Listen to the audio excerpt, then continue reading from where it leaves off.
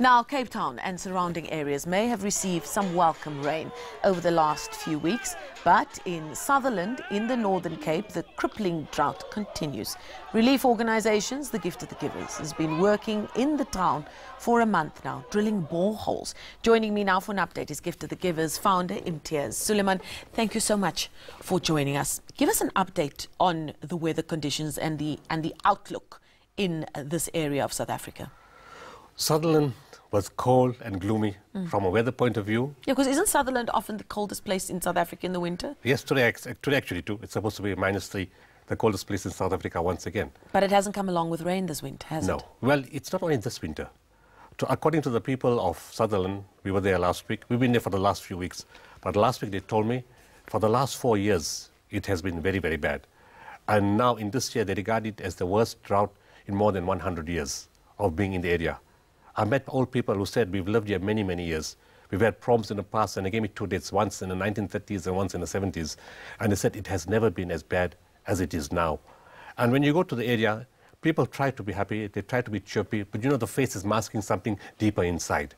You can see, just from the facts, there were 200 boreholes, none of them are functional, because the water table has dropped substantially due to no rain.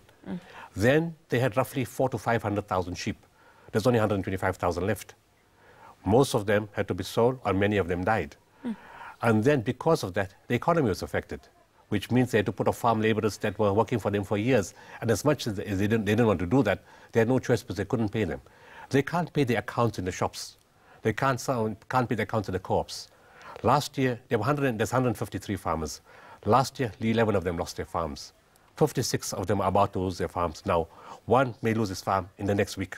And that is bound to have an impact on the broader economy in South Africa, especially the food economy. Yes, you know, food economy and also social life. People living on those farms, those farm workers, if they don't get paid, what happens?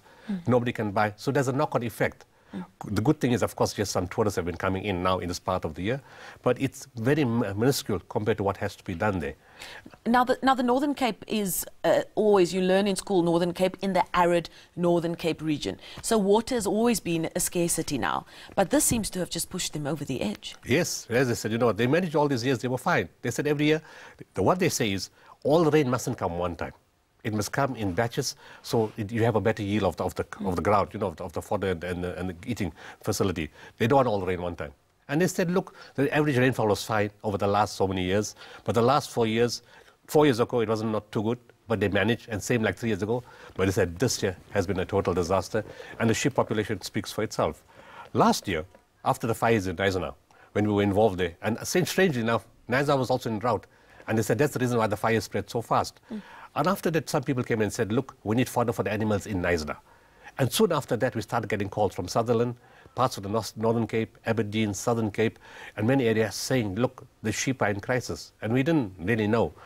And we moved 383 trucks of fodder and 4 train loads, which was 160 carriages. There's a 48.8 million rand worth of fodder. We moved to all the areas. And we thought it's fine. Nobody said anything after that. January and February, I know they got some aid from the government, and everybody was keeping quiet. By the end of May, we started getting messages. It's crisis, it's crisis, it's crisis. And they were too shy to speak directly. So messages were coming because they're very, you know... Why would people feel shy to ask? It's just the nature, it feels, you know, the Afrikaner farmer feels he can't ask for a handout kind of thing. You know, it's dignity. I mean, it's what many people don't like to ask. If you go to a lot of areas throughout the world, people would rather die of starvation in the house than put their hand out. And it is your duty to go and find those kind of people. You know, that's the religious teaching saying that. The religious teaching says a lot of people won't ask, you need to find them out. Now, Gift of the Givers, obviously, everybody knows Gift of the Givers, world-renowned relief organization. I mean, that's what you say it in one breath. But this, for me, from all the projects that I know you've been involved in, this sounds like a very different relief project than you've ever, compared to anything you've ever been involved with. Did that make it difficult to figure out just how to go about bringing relief to these people? No. You know, we are disaster. We specialize in disaster. Our job is to think on our feet. We have to find ways in human disaster situations, in the most crazy things that happen. And when you extend that, if it's an animal, but the animal is dying, it's affecting the farmer. It's affecting human also. You know, so it's easy to apply. Unfortunately, you know, there's a lot of people to call upon. All right, I don't know anything about sheep. I don't know about cattle. I don't know what kind of fodder they're going to eat. To me, it's grass. They're eating grass. Yes. They say, no, it's no such thing. There's different types of things that go into different types of animals. So you need to get the right kind of advice and expertise so that you could give the right kind of help. Yes, and people sourced it for us. Because, I mean, they've been using it all the years. Yes. I don't reinvent the wheel. Asking, what do you use normally? They say, oh, we use this. So I said, okay, where do I get it from? The fortunate thing is, we didn't pay for much of the stuff. Because a lot of farmers in the country were very generous. They said, look, the farmers in Sutherland don't have the fuel or the money to go and fetch because they just don't have any more money to go and collect the free bales. And other farmers said, look, it's too expensive for us to transport it, but we can give you the bales for free.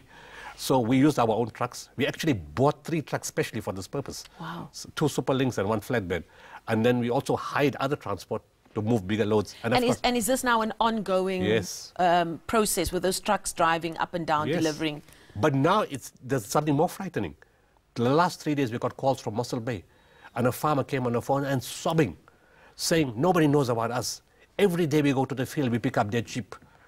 A few hours later, we got a call from Lanesburg. You know, same story. I've got my hydrologist on his way to Lanesburg yesterday, and he's going to Mossel Bay today. It seems we've got a crisis there. Now, you said the farmer called you and said nobody knows about us. Now, the drought in Cape Town obviously received massive coverage from the media. Just normal people knew what was going on there because probably it's an urban centre that everybody feels comfortable talking about it. They know where it is, they've visited there, or they know people there.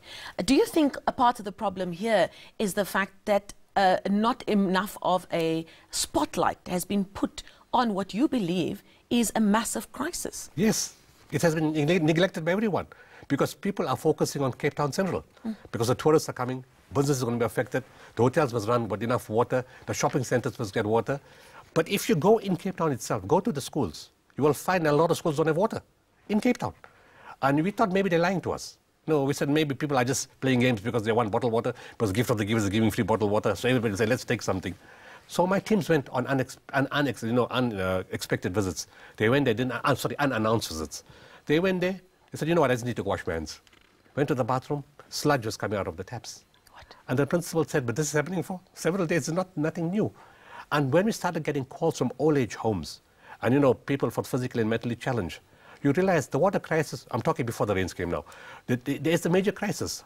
One of the homes, somebody happened to be there, one of my staff members, and the lady asked the nurse, can I have water for my tablet, for my medication? The nurse said, you used your quota up already.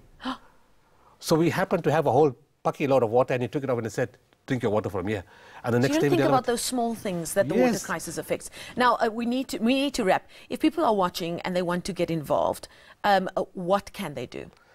We need fodder, number one. We need support for the balls. We're drilling 200 balls in Sutherland. It's a very expensive project, but now it looks like we'll have to drill in other places too. So if we can get free transport, fodder, you know what kind of fodder, the people who know this know what kind of fodder, and of course cash support. And the cash support can come, they can call our toll-free line, 0800 786 911, or visit our website, www.giftofthegivers.org, or visit our Facebook page, because every day you can see what's going on the Facebook page. It's live, what we're doing all the time. So we need animal support. Also, we're supporting the people with clothes, blankets, you know, food and all that kind of stuff. But priority to save those areas, it's fodder and money for bowls. Okay, we're going to have to leave it there for now. Always a pleasure speaking to you. The founder of Gift of the Givers, Sutherland, giving us the very latest on what sounds like a growing crisis in the farming industry, especially down in the Northern Cape.